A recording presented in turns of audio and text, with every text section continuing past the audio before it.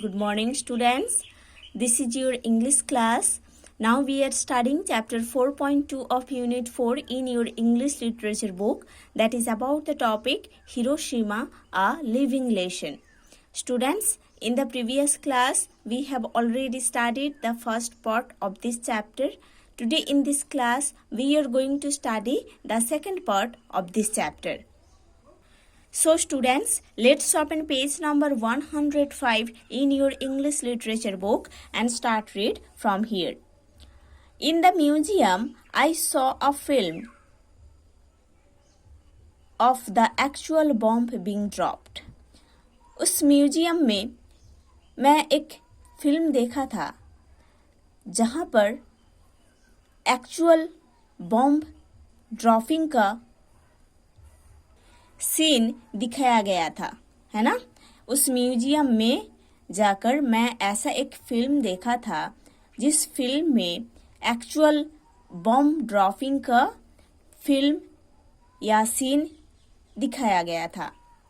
The various exhibits displayed there included the twisted bicycle frames, the burnt roof tiles, and the horrible photos of deformities caused by the 6th August 1945 blast. उस museum में बहुत सारे exhibition show किया गया था. जिस exhibition में twisted bicycle का फ्रेम्स था, बाईसाइकिल का जो टूटा हुआ और ट्विस्टेड वाला जो पार्ट्स है उसको उस एग्जीबिशन में शो किया गया था. और उस एग्जीबिशन में था बर्न्ड रूफ टाइल्स, है ना, रूफ टाइल्स जो कि बर्न हो गया था उसको भी शो किया गया था. The horrible photos of deformities,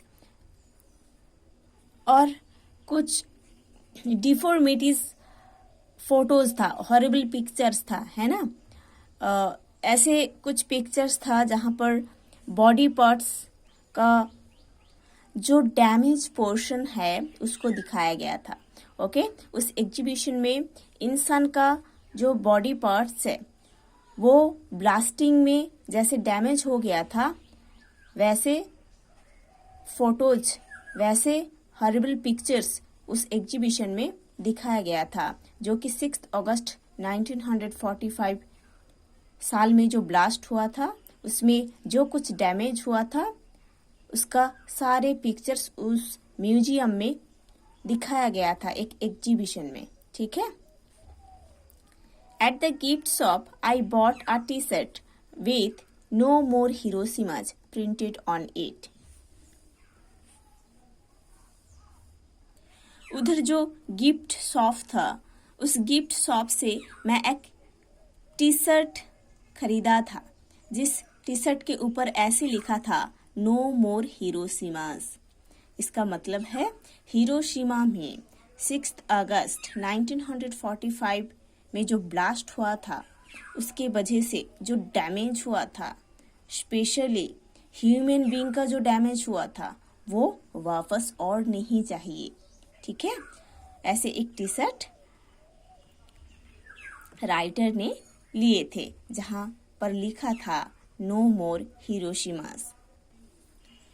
On the evening of 6th August, I attended the peace ceremony, which is held on this day every year in Hiroshima.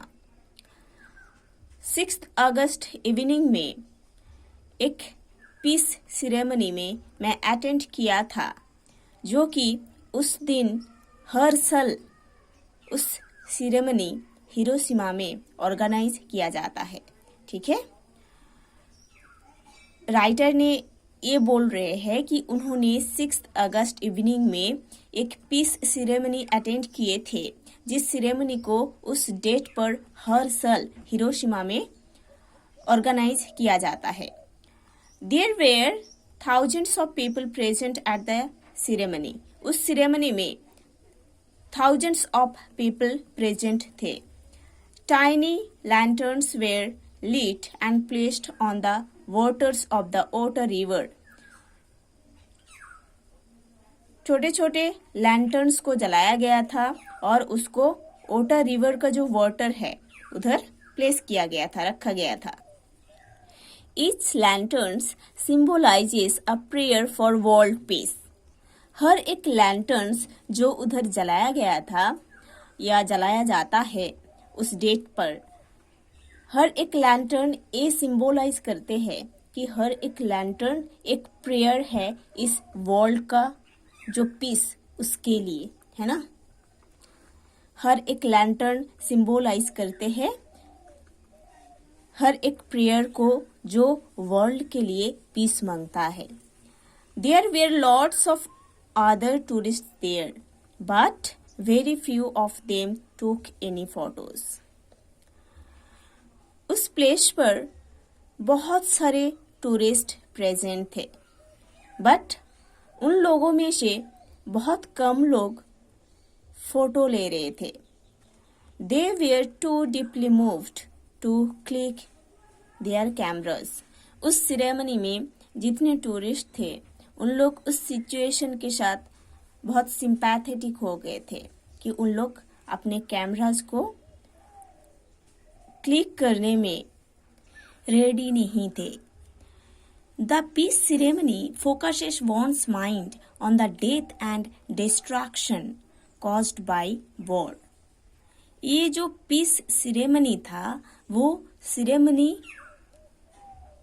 लोगों के माइंड में ऐसा एक थिंकिंग लेके आया था कि उस वॉर के वजह से, उस बम ब्लास्ट के वजह से जो डैमेजेस हुआ है, जो डिस्ट्रैक्शन हुआ है, उसके लिए लोग सिंपैथेटिक हो गए थे।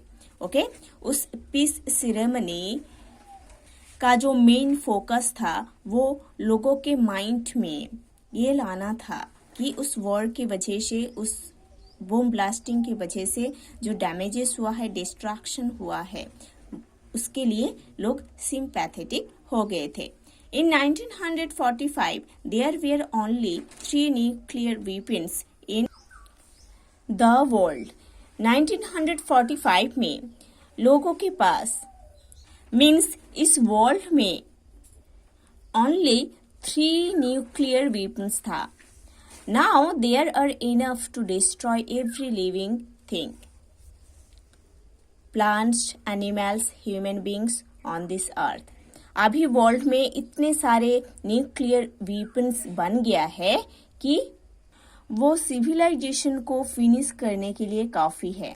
ओके, अभी वर्ल्ड में इतने सारे न्यूक्लियर वीपन्स बन गया है कि वो सिविलाइजेशन को फिनिश करने के लिए, डिस्ट्रॉय करने के लिए काफ़ी है। प्लांट्स, एनिमल्स, ह्यूमन बींग्स, अर्थ में जो कुछ है उसको ख़त्म करने के लिए वो न्यूक्लियर वीपन्स अभी काफ़ी है। One nuclear weapon can kill the population of an entire city. एक न्यूक्लियर वेपन एक एंटायर सिटी का, पूरे सिटी का पॉपुलेशन को किल करने में काफ़ी है। Many governments and organizations are opposed to the manufacture and stockpiling of nuclear weapons. ऐसे बहुत सारे गवर्नमेंट्स, बहुत सारे कंट्री के गवर्नमेंट्स, बहुत सारे ऐसे ऑर्गेनाइजेशन ऐसे न्यूक्लियर वेपन्स को बनाने में अपोजिशन करते हैं, माना करते हैं। If this opposition becomes world wide and nuclear weapons go out of fashion, there may be some hope that the wish expressed on my t-shirt will come true.